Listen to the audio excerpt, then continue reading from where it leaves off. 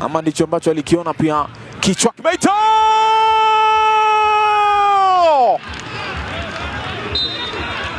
Ibrahim Joshua mwaka 7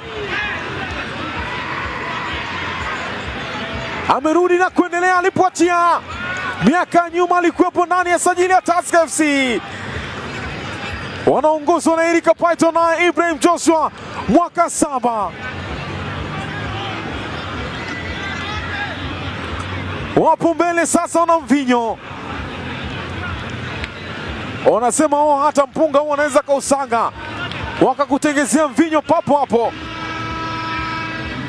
Stephen Etiang Odima alinyanyua na kichwa kizuri kile. Nilipo habari Elijah Mumanyi kuhusiana na kichwa ambacho ipo uzuri kwenye attacking yake Ibrahim Joshua mwaka 7, na ndicho ambacho amekifanya. Moja kwa moja kimeishia kwenye kamba. Cross yake Stephen Etiang ikampata Ibrahim Joshua mwaka 7. Mpira ukacheza mlingoti wa ndani ukatoka. Eric Ongiri akaona acha nijiongeze, akauchukua akaondoka nao bwana.